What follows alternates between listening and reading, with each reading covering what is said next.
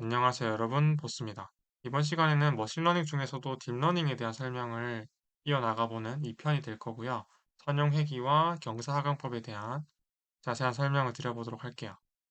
일단은 미리 목차를 설명드리면 머신러닝은 이제 지도학습과 비지도학습으로 나뉜다는 걸 1편에 설명드리지 않았는데 그래서 그거를 이번에서 이어서 설명을 드려보려고 해요. 간단하게만 말씀드리고 넘어가겠습니다.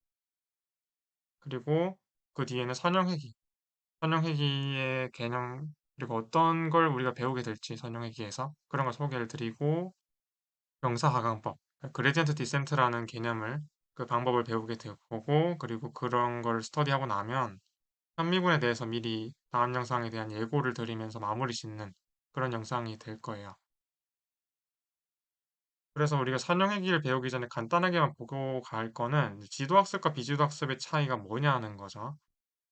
지도학습은 영어로 supervised, 비지도학습은 supervised가 아닌 unsupervised learning이라고 불리는데 이 지도학습의 가장 큰 특징은 입력 데이터와 그뿐만 아니라 정답, 그러니까 데이터 안에 정답도 들어있는 거예요. 그러니까 정답을 학습하면서 러닝이 진행되는 그게 바로 지도학습이 되는 거고요. 1편에서 제가 아까 띄워드렸던 배너 있죠? 거기서 설명드렸다시피 실험실에서 예를 들어가지고 온도, 압력, 그리고 시료의 그런 촉매 양에 따른 정답이 존재했죠. 물질 1번이란 정답, 2번이란 정답, 뭐 3번 이런 식으로 그 정답들이 있을 때 학습이 되는 거였죠. 그래서 제가 들어드렸던 그 예는 구체적인 예였지만서도 지도학습의 예인 거예요. 하지만 비지도 학습의 경우는 그와 달리 정답이라는 게 없어요. 입력 데이터만을 학습하는 겁니다. 그래서 지도 학습의 예는 회귀와 분류라는 기초로 설명될 수 있고 비지도 학습의 대표적인 예가 클러스터링이 될 거예요. 클러스터링에 대해서는 제가 다음에 다루게 될 때 설명드리겠지만 정답이 없어도 이렇게 묶는 거예요. 어떤 문집으로 클러스터로 묶게 되는 그런 학습을 말하는 거기 때문에 이해가 되죠.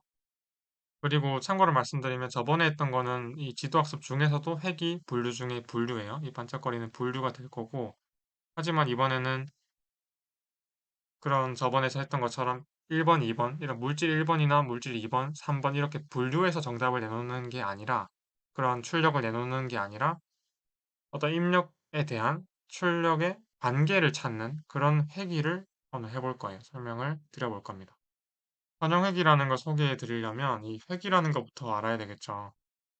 회귀는 사전적인 의미가 이 리그레션이 독립변수 x와 종속변수 y의 관계를 함수식으로 설명하는 방법이라고 이 설명을 할 수 있는데 독립변수와 종속변수의 개념이 좀 용어가 헷갈릴 수 있으니까 간단하게 예를 들어보면 자동차를 생산하는 회사다. 그러면 독립변수는 제품의 원가라고 해보죠. 그랬을 때 종속변수는 판매 총액이라고 해볼게요. 그러면 그 둘의 관계를 함수식으로 설명할 수 있겠느냐 하는 게 회귀예요.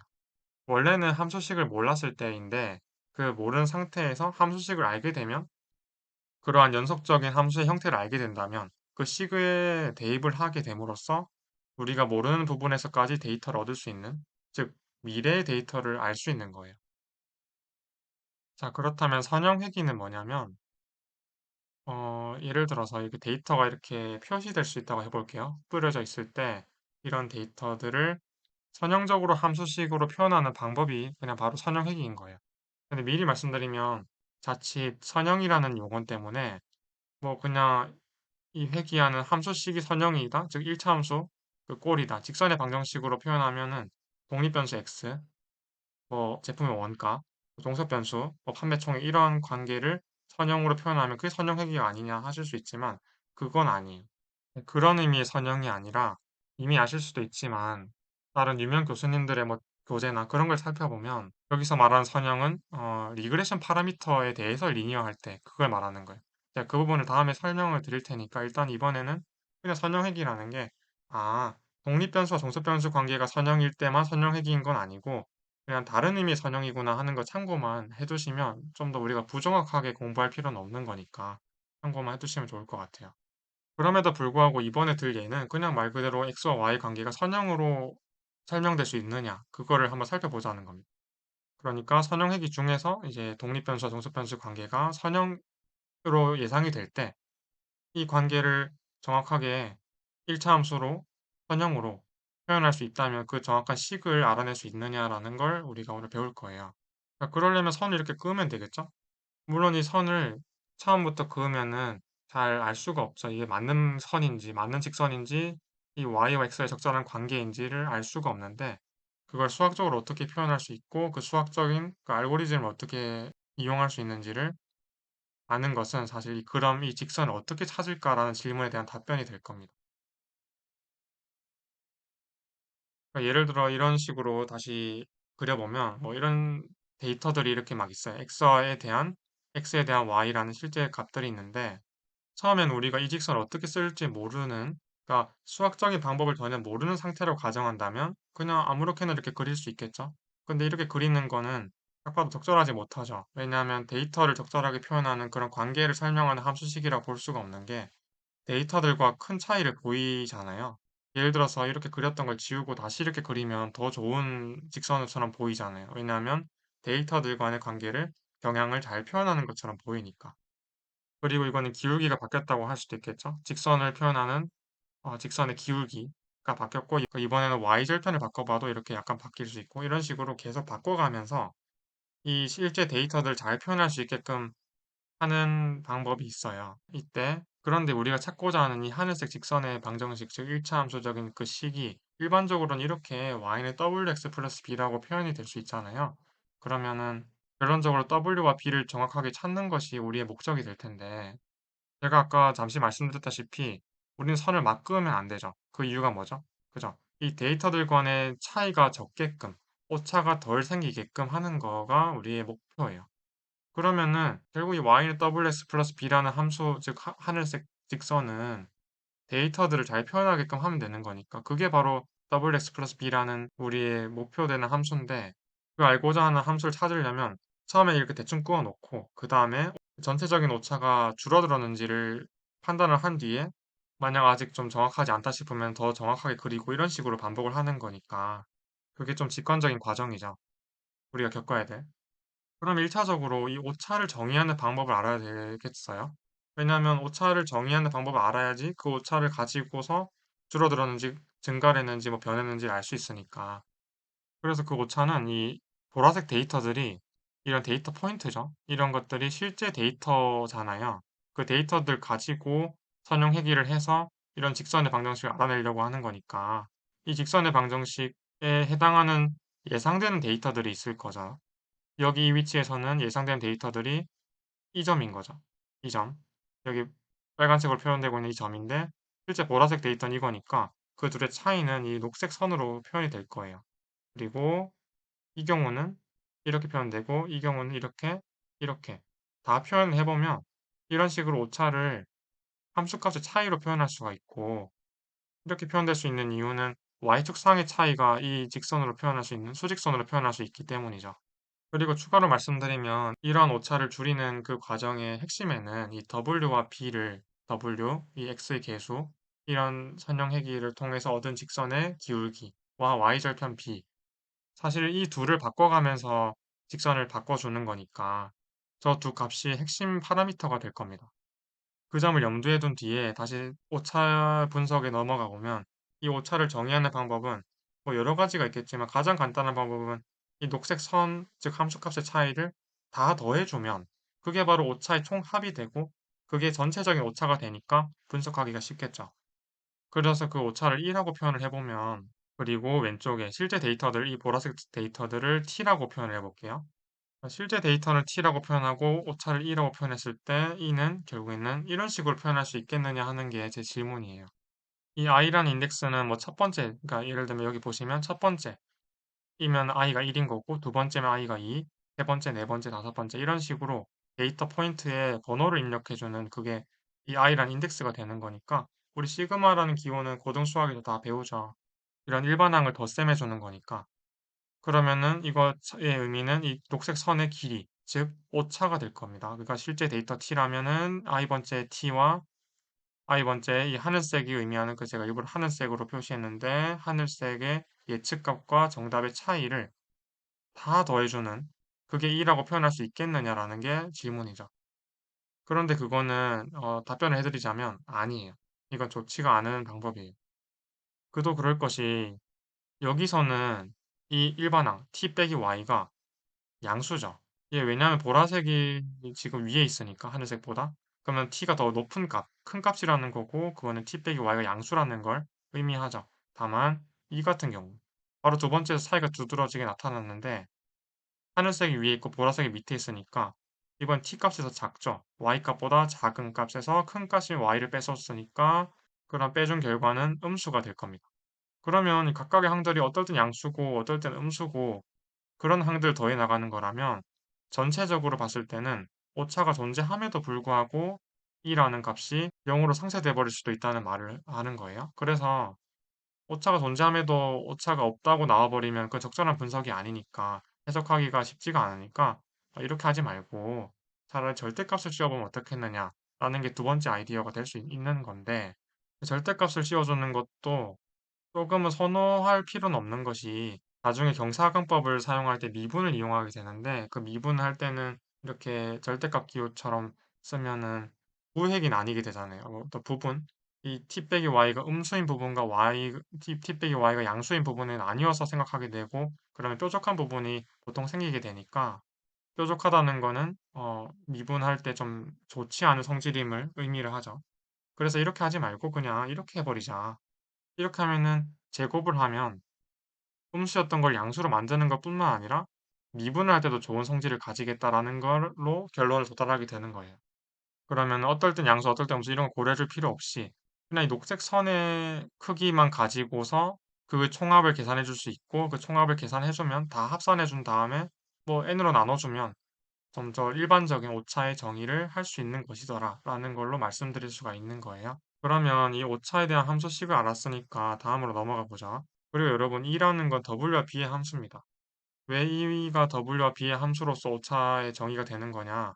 이 함수는 애초에 Y라는 것이 WX 플러스 B라는 우리 예측 값으로 표현되는 이 Y라는 함수를 넣어준 거기 때문에 이거 자체가 W와 B라는 파라미터에 따라서 변하게 되죠.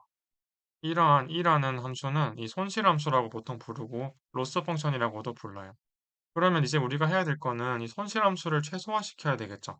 W와 B를 적절히 변화시킴에 따라서 이 E라는 함수가 최소화, 즉 미니마이제이션 될 수 있느냐. 그게 우리의 목표잖아요.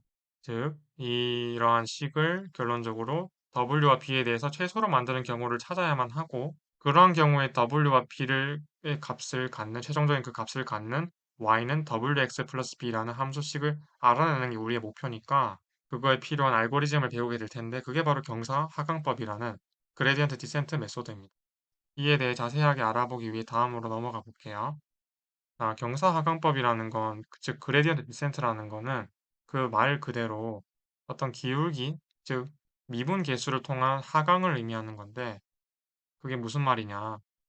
아까 봤던 우리의 로스 펑션이나 손실함수 e를 w나 b에 대한 그런 함수로 그려보면 보통 이렇게 생겼어요. 그렇겠죠. 왜냐하면 최소값을 가지고 그 근처에서 이렇게 볼록한 함수일 것인데 참고로 이 함수식은 이렇게 표현드릴 수 있고 그랬을 때 x축은 w가 될 수도 있고 b가 될 수도 있죠. 근데 이번에 일단 w에 대해서 그려봤다고 해볼게요. 자, 그러면 제가 초반에 말씀드렸듯이 이 직선을 찾아가는 과정이 만약에 수학적인 방법으로 표현되는 방법을 우리가 전혀 모르는 상태였다면 그냥 선으로 긋고 지우고 다시 그어보고 잘 맞는지 확인하고 이런 방법밖에 없었잖아요. 그 초기에 우리가 하는 방법이 뭐냐면 그냥 긋는 거죠. 선을 적절히 그어보는 거예요. 그게 바로 W를 어떤 특정한 임의의 값으로 설정을 하는 방법이 첫 번째 단계죠. 그거를 이렇게 점으로 표현할 수가 있습니다. 그러니까 처음부터 바로 저 미니마이제이션 되는 최소값에 해당하는 그러니까 E를 최소로 만드는 W 값을 바로 마법처럼 알아낼 수는 없지만 그냥 그 근처에 임의의 값을 찍을 수는 있잖아요. 자, 그러면 찍었다면 그 W에 해당하는 손실함수 E라는 값이 있을 거고 그 오차 E라는 값이 이렇게 표현이 될 수 있는데 우리의 목적은 이 연두색 점을 아래로 내리고 싶은 거죠. 그러니까 최소로 만들고 싶으면 저기 최소가 되는 점까지 내려서 그때 이를 갖는 경우를 알고 싶은 거니까 계속 내려줘야 돼요. 근데 그러려면은 X축을 보시면 W가 왼쪽으로 가야 되는 걸 의미하죠. 그러면 이렇게 W를 왼쪽으로 이동시켜서 E까지 내려주는 방법을 수학적으로 표현할 수 있겠느냐? 네, 할 수 있다는 거예요. 그게 바로 경사강법의 표현식이 되고 그게 바로 이런 식으로 표현이 될 수 있다라는 얘기가 됩니다. 그러니까 이건 약간 프로그래밍처럼 뭐 우리 코드 짜듯이 그런 표현식으로 쓴 거지 실제로 이 W가 이거 같다는 그게 아니죠. 이거 대입을 한다는 그런 의미로 봐주시면 감사하겠습니다. 그래서 이 기존의 W 값, 우리 초기에 잡았던 이 점을 찍었던 그 값에서 뭔가를 빼주면 이게 왼쪽으로 가지 않겠느냐 하는 아이디어가 첫 번째 아이디어고, 그 다음에 이렇게 미분으로 표현을 해주면, 즉 E라는 그래프가 이렇게 그려질 때 W에 대한 미분 계수로서 표현을 한 뒤에 그거에 대한 양수의 계수를 곱해주는 거예요. 그러니까 알파라는 건 왜 곱해주냐면 이게 학습률이라고 불리는 그 러닝 레이트, 그런 스텝의 의미인데, 이게 어떤 의미를 갖는지 나중에 설명을 드리도록 하고, 일단 이건 어떤 양수예요. 적당한 크기를 갖는 양수고 그거에 미분 계수를 곱해주는 겁니다. 자, 이 식을 통해서 정말로 W가 왼쪽으로 가는지를 보면 되겠죠. W가 이 최소값 근처에서 즉 오른쪽에 위치해 있을 때는 이 그래프에 대해서 W로 미분해주면 이 점에서는 양수죠. 자, 왜 그럴까요? 우리 고등수학에서 살펴본 내용을 바탕으로 생각해보면 여기서는 W가 증가함에 따라서 E도 증가하잖아요. 그러면은 그 말 자체가 E를 W로 미분한 게 양수라는 의미고, 그래서 이것도 양수고 이것도 양수니까 이때 도함수 양수라는 그 값을 통해서 양수 곱한 걸 빼주면 양수를 빼주는 거니까 당연히 이 W 값은 감소해서 왼쪽으로 가게 되고, 그때 이 값은 이렇게 다시 내려가는 방향으로 되지 않느냐라는 아이디어를 생각해 보는 거죠. 그래서 실제로 계산해보면 이렇게 내려가게 되겠죠? 그리고 이 경우에서 또 내려보면은 이것도 사실 내려간다 자체가 W 다시 또 업데이트 해준다는 거고, 이 경우 특정한 학습률 알파에 대해서 그런 스텝 알파에 대해서 이 미분 계수에 따라서 이렇게 업데이트 해주는 방식을 나타내는 거고, 해주면 이런 식으로 그릴 수가 있을 거예요. 그러니까 초반에는 여기서 시작했던 이 값이 여기서는 미분 계수가 크니까 그 큰 것을 이용해서 그런 이차함수적인 성질을 이용해서 많이 이동을 하게 되고, 그 이동한 점에서는 접선의 기울기가 이 점에서부터는 보다는 감소를 했으니까 좀 덜 이동하게 되고, 그다음 덜 이동하고 덜 이동하고 이런 식으로 가다 보면 결국에는 최소점으로 갈 수 있지 않느냐라는 거죠. 충분히 그럴 수 있겠죠. 계속 반복만 해준다면. 그리고 그 반복은 다음 영상에서 아마 배우게 될 적절한 파이썬 프로그래밍이나 그런 걸로 할 수가 있는 거겠죠. 자, 이번에는 방금처럼 그 최소점 오른쪽에 W 값을 잡았던 게 아니라 좀 더 작은 W 값을 잡게 돼서 이런 식으로 잡았다고 해볼게요. 그럼 이 상태에서 이 값을 낮춰주려면 W가 오른쪽으로 가야 되는데 이 함수식으로 이런 걸 표현할 수 있나요? 당연히 표현할 수 있죠. 이거는 그러니까 뭘 이용한 거냐? 이 미분 계수가 해소점 왼쪽에서는 음수고 오른쪽에서는 양수, 즉 W가 작은 곳에서는 미분 계수가 음수죠. 왜냐하면은 W가 조금 증가함에 따라서 E는 감소했으니까 이렇게 내려가잖아요. 내려갔다 올라가는 구간을 바뀌는 건 아까의 구간이었고 지금 보고 있는 구간은 감소하는 구간이니까 당연히 접선의 기울기가 음수죠. 그거 보면. 그래서 그 접선의 기울기 음수기 때문에, 하지만 알파는 그대로 양수기 때문에 양수로 정의된 값이 학습률이므로 양수의 음수를 곱했더니 이거는 음수죠. 근데 그 음수를 빼주고 있으니까 도로 빼준다면 플러스가 돼서 양수가 되는 개념을 이용해서 W는 원래 기존의 W 값보다 추가로 더해지는 큰 값이 돼서 이게 오른쪽으로 가게 되는 그런 원리를 이용한다면 이 값은 내려가면서도 W는 오른쪽으로 가는 그런 식으로 계속 반복이 되고 결론적으로 최소값으로 도달하게 되겠죠. 그래서 이 미분 계수라는 게 이렇게 적절하게 이 식을 이용해서 통일된 표현을 이용해주는 것에 쓰이는 거죠. 그래서 정리를 해보자면 이라는 건 최소점 근처에서 다 크니까 무슨 말이냐? 이 최소점에서는 말 그대로 이 값이 최소가 되는 구간이고 제일 작다는 게 최소의 의미잖아요. 근데 그 최소점에서 약간 벗어나기만 해도 다 이가 최소점보단 크니까 결국엔 이렇게 생겼을 수밖에 없는데, 근데 이 이가 최소점 왼쪽에서는 이렇게 오른쪽 이동하게끔 되면 이는 감소하고 최소점의 W 값보다 우측에 있을 때도 왼쪽으로 이동하면서 이가 최소로 가까이 가고, 그러한 과정을 이용해 보면 그게 바로 경사관법의 개념입니다. 그러면 이번에는 W가 아니라 B에 대해서도 그려봤다고 해봤을 때 뭐 이런 식으로 그려봐진다고 한다면 똑같은 식으로 표현이 되겠죠, 당연히. 경사관법의 원리는 결국 똑같으니까요. 그래서 B는 B-알파, DE, DB라고 이렇게 미분계수를 이용한 표현식을 적용할 수 있겠다. 그래서 포인트는 초기 이미의 값을 통해서 그 값에서부터 계속 업데이트해 나가면서 최소값으로 가게끔 하는 것이 이런 원리를 바탕으로 한 경사하강법이다 라고 할 수 있겠습니다. 자, 끝으로 편미분에 대한 설명을 다음 영상에서 드릴 거라는 걸 예고를 드리고요. 그러니까 편미분의 개념과 그런 어떻게 쓰는지 정도를 간략하게 말씀을 드리고 그러므로 하여금 그레디언트도 같이 설명을 드릴 건데 그런 연산자를 알려드리는 것뿐만 아니라 사실 이거는 머신러닝이나 자체가 프로그래밍을 통해서 하는 거잖아요. 그러면은 수치 미분을 할 수밖에 없어요. 그래서 제가 이전에 중앙차분법 해가지고 설명드렸던 영상이 있는데 그 영상을 다음번에 다시 소개드린 다음에 그런 수치적인 편미분을 하고 그 코드 구현까지 같이 해보는 시간을 가져보겠습니다.